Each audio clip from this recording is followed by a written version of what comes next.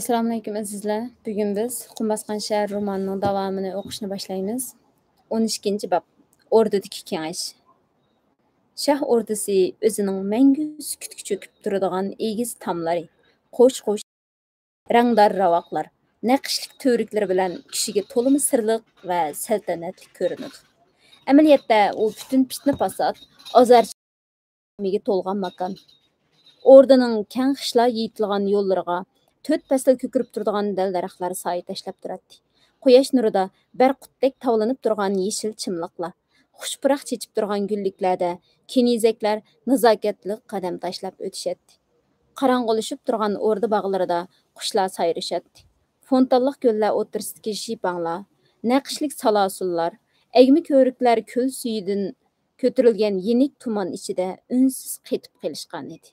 Lekin bu yerda tabiatning bu go'zalliklaridan suyungidek yurak yo'q edi.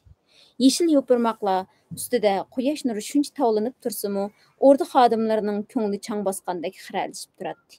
Qushlar shodlik ichida sayrab, rango-rang gullar atrofida qo'shmoq kepinaklar oshiqlarcha parvona bo'lib yurishsimi, o'rda kenizaklarining qalbi xo'shallik va qizg'in muhabbatdan shuncha yiroq edi. O'rdaning har bir aylanish, har bir eshiklar oldida qorovullar ig'ir qurollarni sharaqishitib, surlik qiyofatda turishadi. Qorong'u bo'lmalarda ko'zlari yashang'irgan tarixchilar shohning yaxshi fazilatlari, tangdoshsiz qudrati, rahimdilligi, adolatparvarligi haqidagi madiylar bilan to'lgan qalin kitoblarni yozishadi.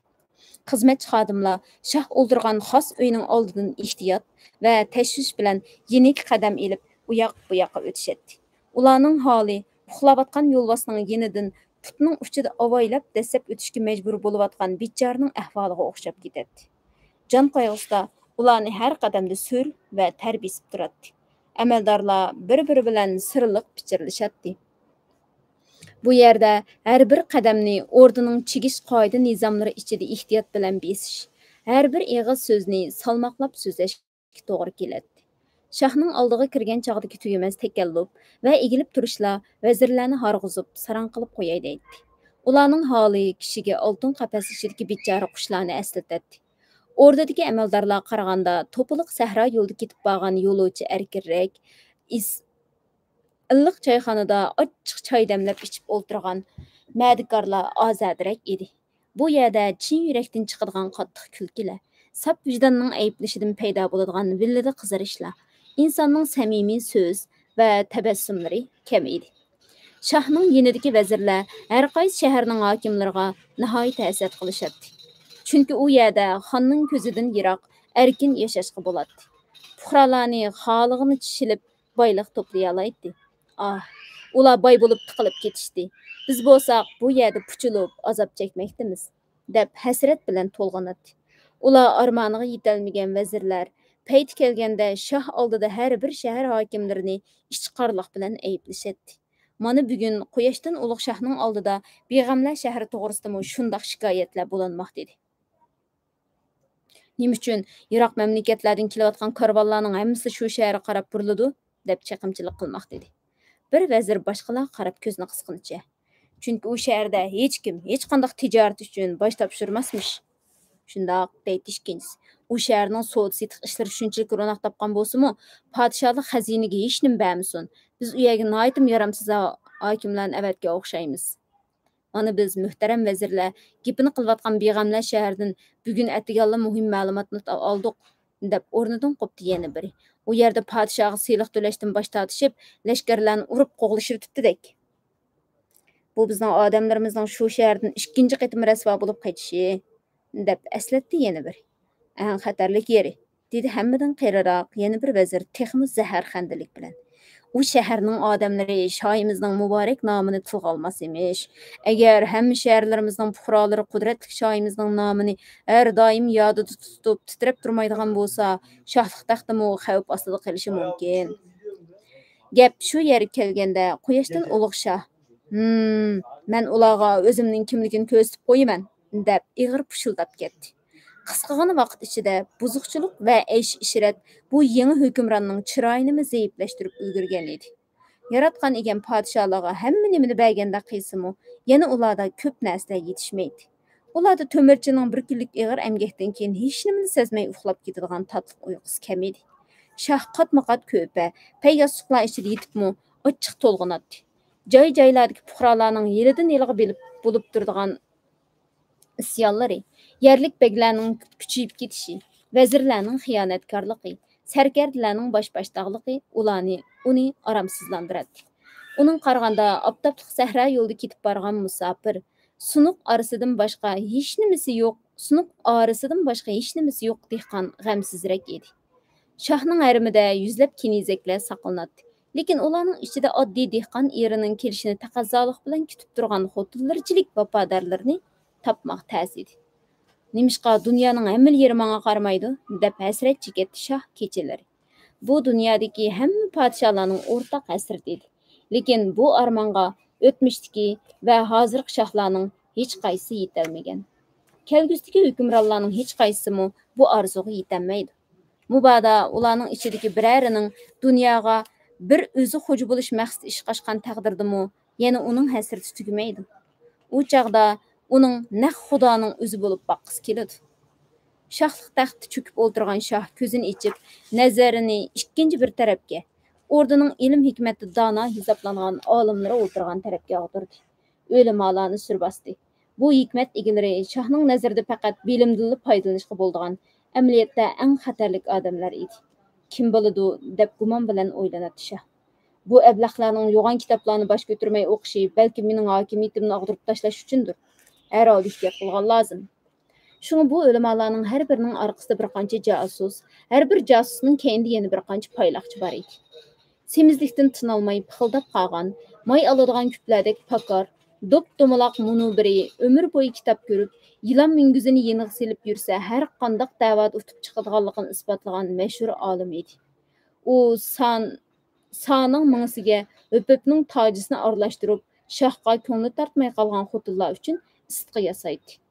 Konu tamning to'pisini texi qichqarmagan cho'ji xo'rozning po'qi bilan qo'shib qo'ritib, so'qib, ondan uni bo'g'ining qini bilan yo'g'irib, ko'milach qilib, shohning o'z haramxonlarining o'disidan to'liq chiqishi uchun quvvat dorisi hozirlaydi. Avi o'ruq, sho'tidek egiz kishining bo'lsa, munajjimlikda shuhrati hammani besib tushadi. Qiyrilikdan hozir u o'zidan 10 qadam neridagi odamni taniyolmagani bilan kunduzmi yulduzlarning o'rnining qayerdaligini xatosiz ko'rsatib beralaydi. U osmon jismlarining joylashishiga qarab kishilar taqdirining qandoqligiga hukm qila oladi. Mav ham cho'qir, ham jirtoq biri bo'lsa bosh haram xodim edi. Shoh o'z xotinlarining ishlarini boshqurdiganga ana shundoq badbashir bir bichorini tanlagan edi. Umi qandaqdir to'nqog'ining changisi, qo'toz tuki, chashqan mayqi degandek narsalardan bir xil ko'mlash dori yasgan edi. Bu dori orqali er kishini pichmayli oqt qilib qo'yg'ili bo'ladi. Ammo o'zini bo'lsa, shoh uning yiliqi doridan ko'p yedim deb qasam qilgani qaramay, majburiy pichib oqt qildirib etgan edi. Bu g'alati maxluqdan shoh bek mazar aylaydi va uning qandaqdir bir narsalarni tamqiga aralashtirib qo'yib, o'zini ayollarga qarig'i kelmas qilib qo'yishidan qo'rqadi. Mavi o'chki soqol o'rda töyüp edi. U kasalning tomirini tutmay, tirniqi bilan tilining rangiga qarabla dardining nada ekanligini topa oladi. Davolashda asos qildig'ini surgi dorisi edi.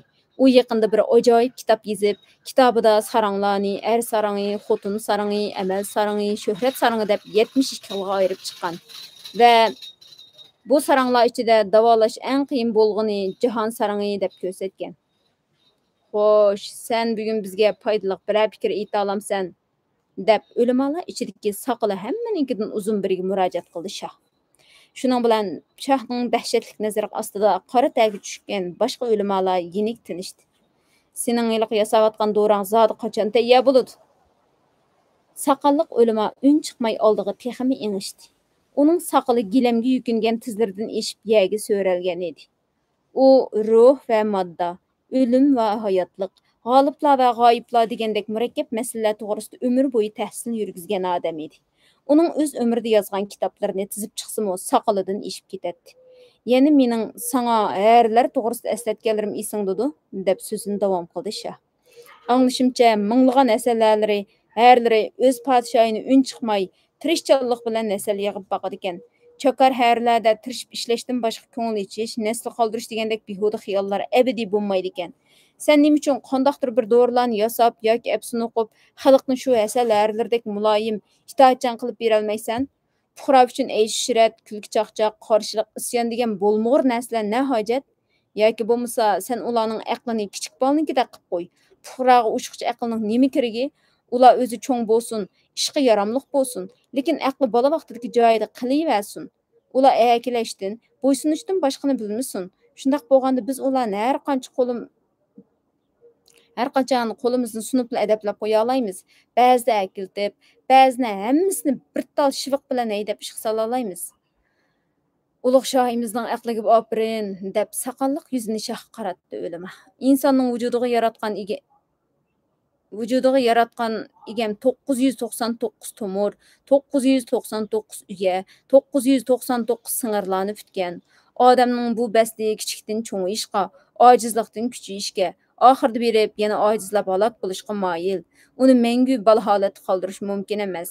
Ammo deb so'zini davom qildi saqalliq shohning g'azablik qarashlaridan ko'zni qochirib. Quyoshdan ulug' va cheksiz farosatli shoyimiz aytgandek, uning ya'ni insonning ro'yini go'dak holatda qoldirish mumkindir balkim. Muhtaram vazirlarni g'ulg'ulga solgan beg'amlar shahrining fuqarolarini bo'ysundirish ishiga kelsak, ularning ro'yini o'ziga moyil tarafga qo'yib o'tish va bu moyillikni haddidan oshirib etmek lozim. Har narsa chekidan oshganda o'zligidan halok bo'ladi. Mehribon Alloh dunyodagi jimiy ruh va moddaning harakatiga haddidan oshganda halokatga yuzlanadigan qilib chek qo'ygan. Bu chekdan oshmoqning o'zi o'lim demakdir. Undaq bo'lmaganda hamma nima chekidan ishib ketib, bu olam bo'lmay qolgan bo'ladi. Sen gapingni tushunishliroq qilib so'zla, dedi shoh. Olimning zodi nima demoqchi bo'layotganligini anqarolmay ichib pushib. Men onu demoqchi bo'lganim, dedi kelini qirib uzun soqol o'lima. Beg'amlar shahrining xalqi ota-bobolaridan tortib naqshi, soz, o'yin, tomoshaga noit yerisman ekan. Ularning ro'yini ana shu tarafga qartib texim egish lozim. Aksicha bo'lganda u sunudiki egilmaydi.